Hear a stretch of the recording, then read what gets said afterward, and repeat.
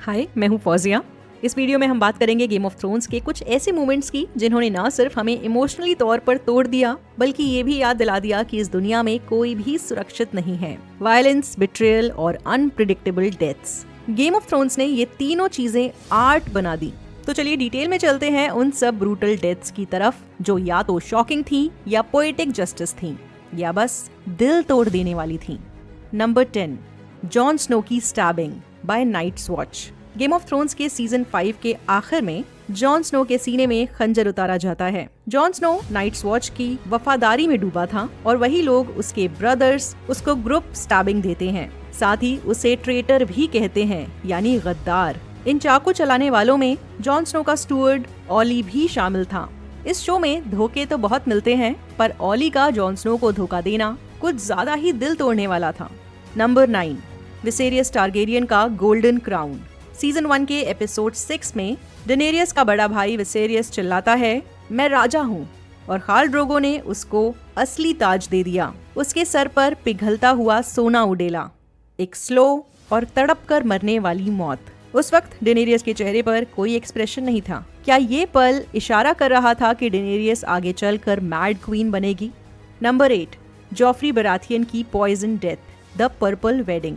Season 4, Joffrey जो एक तरह का साइकोपैथ है, लोगों को तड़पा कर उसे मजा आता है, एक बिगड़ी हुई औलाद है। जब उसके मुंह से फोम निकलने लगता है, वो चिल्ला रहा है, स्ट्रगल कर रहा है, और ऑडियंस के मन में एक अजीब सा रिलीफ है, खौफ भी है कि ये क्या हो रहा है, कहानी का मेन विलन मर रहा है।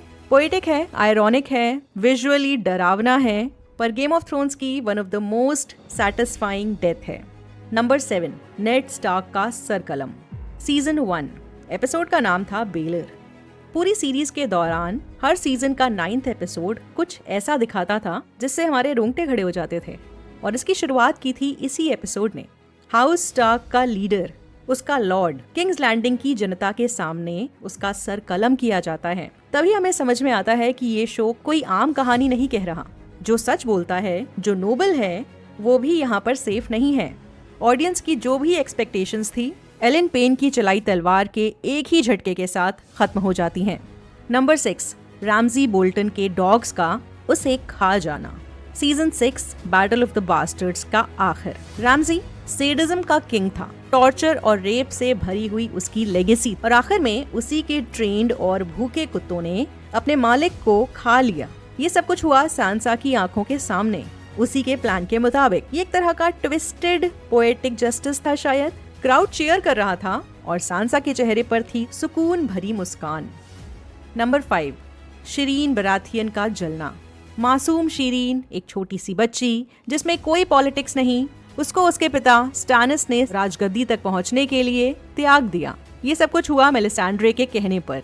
लॉर्ड ऑफ द लाइट को मानने वाली इस रेड वुमेन ने स्टैनिस को कहा, तुम एज़ोर आए हो, तुम्हें अपने दिल की कुर्बानी देनी होगी। स्टैनिस इन सारी बातों पर यकीन करता था, आयरन थ्रोन तक पहुंचना चाहता था, सो उसने अपनी बेटी को जिंदा जलवा दिया।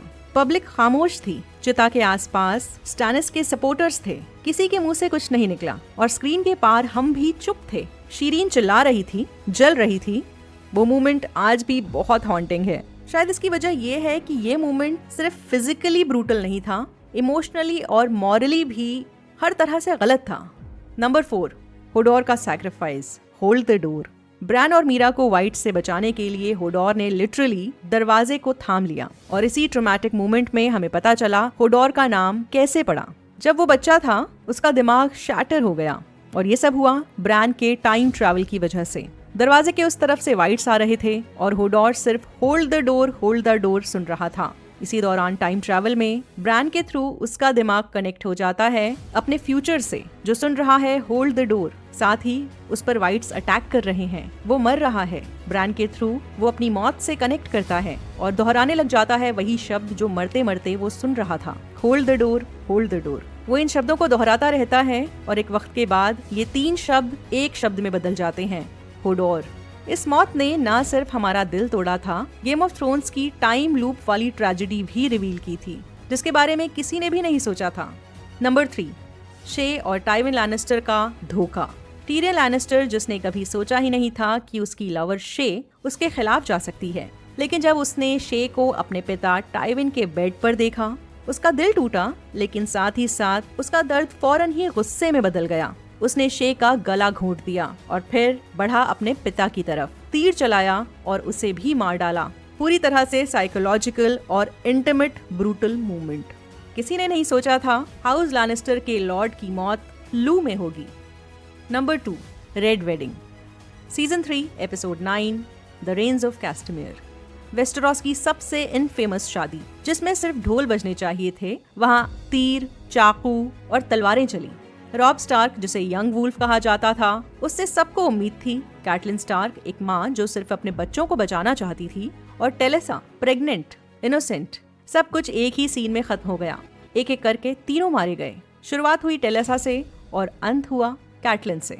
बैकग्राउंड में बज रहा था हॉन्टिंग रेन्स ऑफ कैस्टमेयर का म्यूजिक, गेम ऑफ थ्रोन्स का वो गाना जो हाउस कैस्टमेयर की बर्बादी पर कंपोज हुआ था। और ये सब इसलिए हुआ क्योंकि रॉब स्टार्क ने वॉल्डर फ्रे से किया अपना वादा तोड़ा। उसने वॉल्डर फ्रे की बेटी से शादी करने की जगह टेलेसा को चुना। इसकी कीमत टेलेसा को भी चुकानी पड़ी। Number 1, season 4, the mountain and the viper. Oberyn Martell, charming, bold, बदले की आग में जलता हुआ।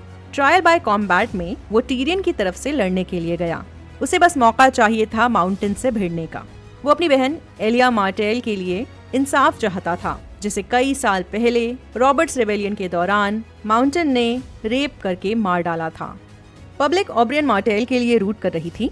उसका फाइटिंग स्टाइल, उसका कॉन्फिडेंस, लग रहा था ऑब्रियन जीत चुका है। लेकिन ओवर कॉन्फिडेंस उस पर कुछ ज्यादा ही भारी पड़ गई। हमें भी समझ में आया कि वक्त से पहले सेलिब्रेट नहीं करना चाहिए। माउंटेन ने उसका स्कल लिटरली क्रश कर दिया। पहले चीक बोन्स, आंखें और फिर पूरा स्कल।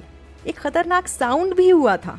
प्रैक्टिकल इफेक्ट्स और साउंड डिजाइन इतने रियल थे कि ऐसा लग रहा था कि स्क्रीन पे से ब्लड गिर रहा है।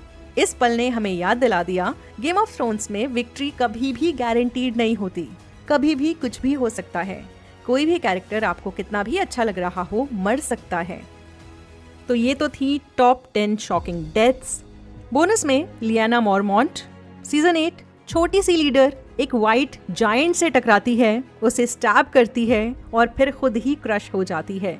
एक यंग वॉरियर के लिए शॉर्ट, ब्रूटल और आइकॉनिक डेथ थी। हमें ये मोमेंट्स इतने ब्रूटल क्यों लगे थे? क्योंकि एक्सपेक्टेशंस एक तरफ थी, रियलिटी एक तरफ थी। फैन फेवरेट्स भी सरवाइव नहीं करते थे इस शो में, ये समझ में आया। विजुअल्स काफी ग्राफिक थे, प्रोस्थेटिक्स का अच्छे से इस्तेमाल किया गया था, साउंड इफेक्ट्स ने हॉरर को और बढ़ा दिया था, इमोशनल डेप्थ भी थी। फैमिली, धोखा, बदला, पॉलिटिक्स, इन सारी मौतों के इर्द गिर्द घूम रही थी। HBO ने भी ये साबित किया कि उसकी टीम हमेशा जीनियस होती है। मेकअप आर्टिस्ट्स, प्रोस्थेटिक एक्सपर्ट्स ने स्कल क्रशिंग, बर्निंग, स्टैबिंग, इस तरह के मूवमेंट्स को रियल बनाया, जैसे सब कुछ आंखों के सामने हो रहा हो।